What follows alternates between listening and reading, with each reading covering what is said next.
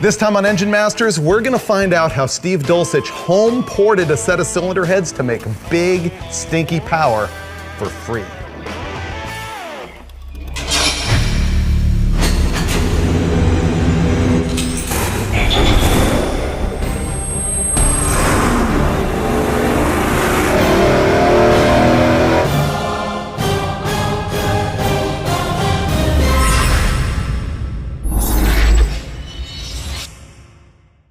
This is Engine Masters presented by AMSOIL and sponsored by Mr. Gasket and Earl's Vapor Guard Plumbing. Now this time, it's gonna be pretty interesting because we're gonna take an engine and we're not gonna change any parts on it. But what we are gonna do is completely hog out and port the intake manifold and the cylinder heads and find out how much more power we make with just a little bit of elbow grease. Now, this engine should be familiar if you're a fan of Engine Masters. It's the same one that we did in that Ford versus Mopar stroker shootout episode a while back. And you'll remember in that episode, we complained a lot about the fact that the Mopar here lost that competition basically because the cylinder heads don't flow very well for an engine at 410 cubic inches. So we're out to solve that. Now, what this is a long block from Blueprint Engines. You can buy it for about $5,300 and it comes with a front cover and an oil pan and a camshaft. Pretty good deal. The camshaft that's in it is a hydraulic flat tappet. It's 241, 247 at 50 thousandths tappet lift. That means that is a pretty big hydraulic flat tappet camshaft. This thing should RPM, but it doesn't because it doesn't flow much air. These are an out-of-the-box Edelbrock cylinder head. Now, Edelbrock has recently introduced a Victor head that is much more bitchin' than these. But what we're gonna show you here is how Dulcich took a set of these heads and made them better just with a little bit of handwork. Now, what's different since the last time we ran this engine is two things. First, the rocker arm ratio in here. We've changed it to a 1.6-to-1 ratio roller rocker, so it's got a little bit more lift. It used to have 1.5-to-1, which is stock. Also, when we ran this before, it had a dual plane intake manifold, which favors low end torque. We've now got a big ol' Super Victor single plane on it that is probably gonna run pretty bad and kill a lot of low end torque compared to the last time we ran this engine. But the whole point is, it's gonna be a scientific A/B test of the exact same components before and after home porting. So now let's go hang a thing on the dyno, pour some oil in it, we're gonna fire it up, see how bad we killed the torque curve with this intake manifold before we make it heroically better with a bunch of ported parts. My prediction is that when we swap to this intake manifold, we probably killed a whole lot of torque, and it's probably not gonna make any more horsepower, and it's probably not gonna make any more RPM. So this thing's basically still a tame street engine, but when we put the ported stuff on there, I'm hoping this thing will scream. And because of that, we're gonna use the Dominator racing oil. We're gonna throw the 1030 in this thing. This is what AMSOIL has recommended to us for this engine. Even though we've had the premium protection in it before, we're trying to step it up a little bit. Oh, check this out. See this white stuff that just came off of the valve cover grommet? That might freak you out because it looks like the kind of milkshake that happens when you get water in oil. But we often see that on the dyno. We get a little bit of condensation in here when it's cold in the morning and stuff, and it just sort of burns off. We let the AMSOIL do the lube and not the coolant. The long pour is back. I've still got it. Oh, I failed. I failed worse than ever. The reason that we've got this mishmash of components is that we wanted a clean A/B test to compare with the ported intake and heads that Dulcich has. And that's what he used as an Edelbrock Super Victor big single plane. So. Yeah, that's the match set, so we had to make this same component setup, Yeah. right? So this is gonna be humiliating, but run it. I bet you it'll still make more top-end power than it did before. No? I don't think so. I think the head is a limiting Sometimes factor. when you saturated the head, that's just all you there get. is. Yeah. Can't get there from here. You don't make one side any better, you make the other side a lot worse. Yeah. It's like taking the freeway and necking it down to one lane. That's what that cylinder head's doing. Got the coolant up to temp, oil's hot. Ready? Let it rip. Here we go.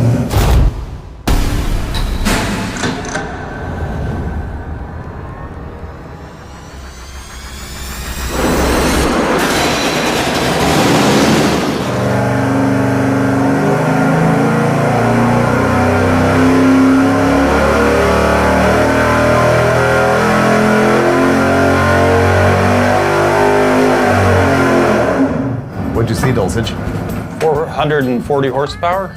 Okay, so that's up 5. But wait till you see the torque. 448 pound-feet out of a 408-inch motor.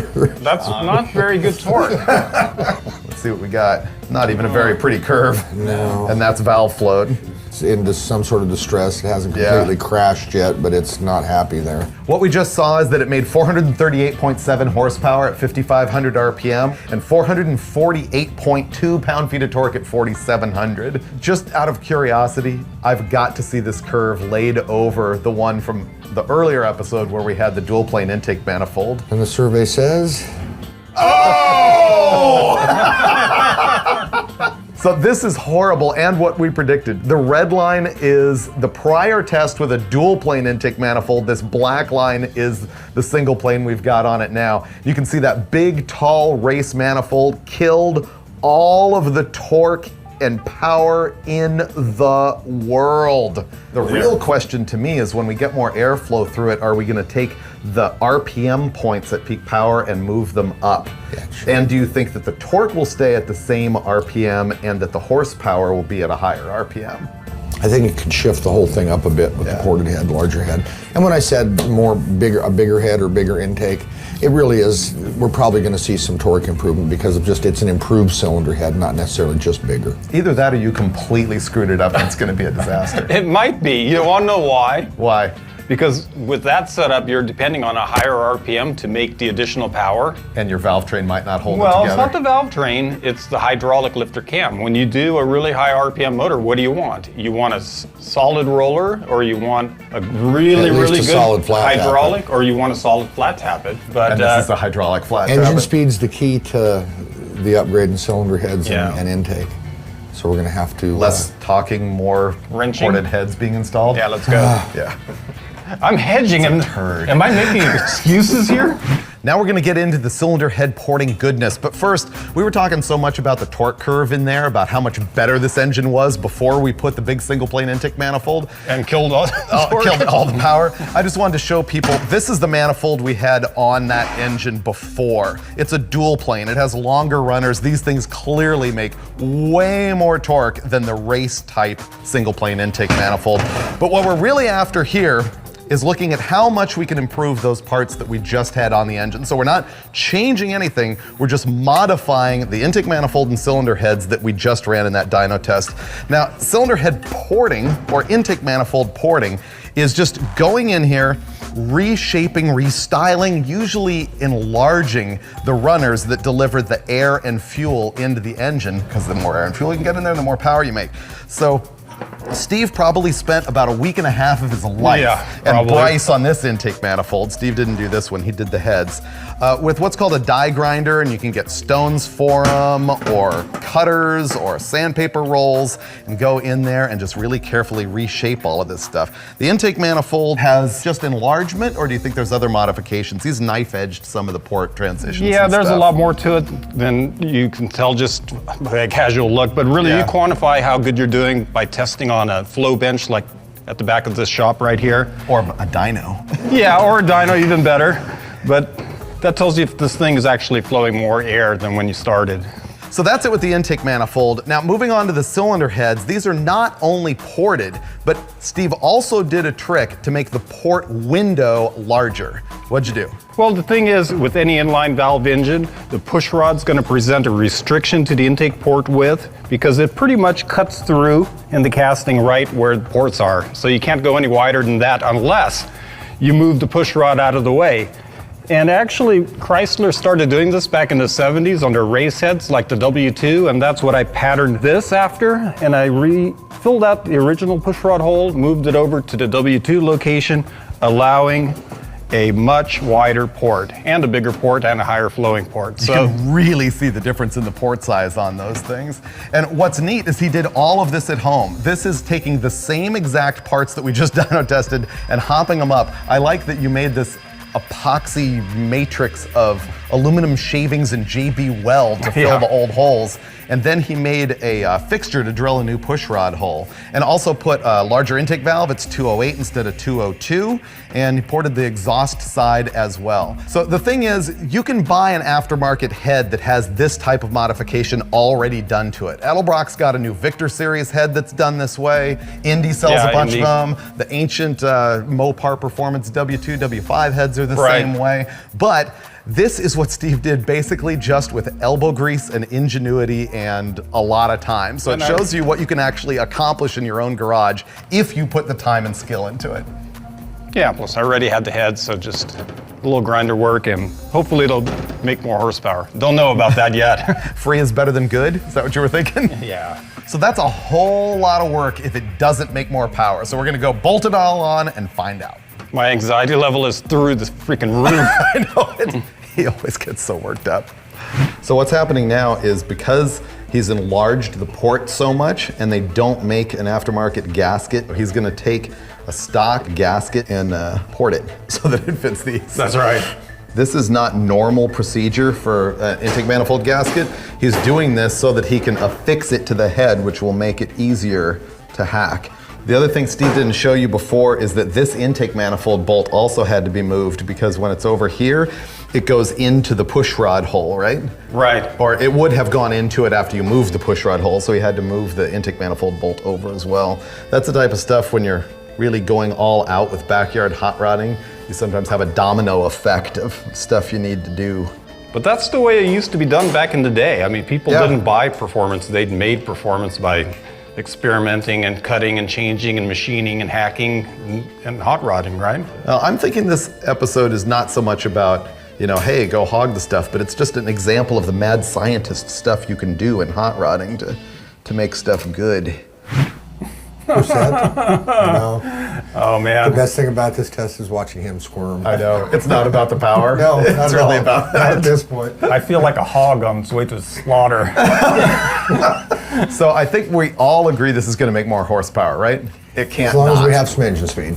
The problem is we discovered out there that the lifters bleed down really easily. Brule was lashing the valves and you could just collapse the lifters like with one finger. Yeah, it's a little scary, even with the good springs and lighter retainers and stuff. We about there? You want to run it? We're good. How do you feel, Steve? Great. In the words of Tony Tiger.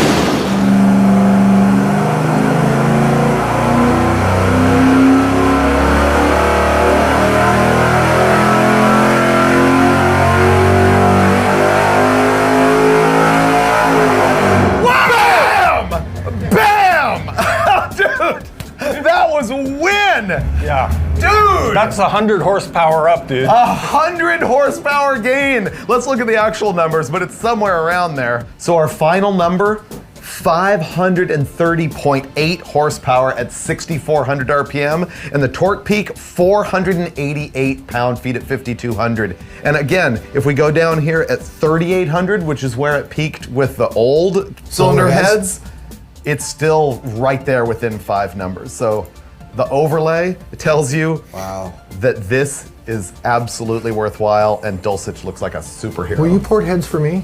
I don't really port heads for anybody except Freiberger these days. And my stuff. What was your mobile number? Wow. Okay, well, let's go wrap up this show and make you look like a superhero. I'm already feeling pretty happy. He is a superhero. Oh, Brule, thanks. How do you feel? Good. I know. Because the motor's good now. That was great. This legit the biggest win in the history of the show. You think so? Completely. And it could because 92 horsepower with nothing but manual labor, and it took this engine that was making like 435 and turned it into, what did it make, 539 or something? Yeah, something like that. It was pretty good. And you did it. Oh, That's dude. what makes it really cool. It wasn't all me. My buddy Bryce Mulvey, he did the intake manifold. Yeah. And he did do the valve job and a little bit of tuning up on my port work, But still, it just shows what's possible. And I would like to say that anybody who's watching the show could get the same results home porting their heads, But that just isn't true. It takes a lot of skill. This isn't Steve's first set of heads. But the lesson is buy the best cylinder heads you can. It is completely worth it. And there are a bunch of small block Mopar heads on the market that can probably match or beat this, and they're available on the Edelbrock Victor series, which is new. Right. And Indy Cylinder Heads makes a few versions of the same thing where the push rod's moved out of the way and it uses different rockers and stuff. Big stroker engine, completely worth it. Yeah, that's what I always say. If you've got the cubes, make sure you've got the airflow to feed them. This episode made Steve look like a superhero. And that was really the whole point of this episode of Engine Masters. Yeah. I wanted to test my theory of gravity. You know, Sir Isaac Newton proved the theory of gravity in like 1720s. What hits the ground faster, an aluminum head or an iron head? I know which one hurts more.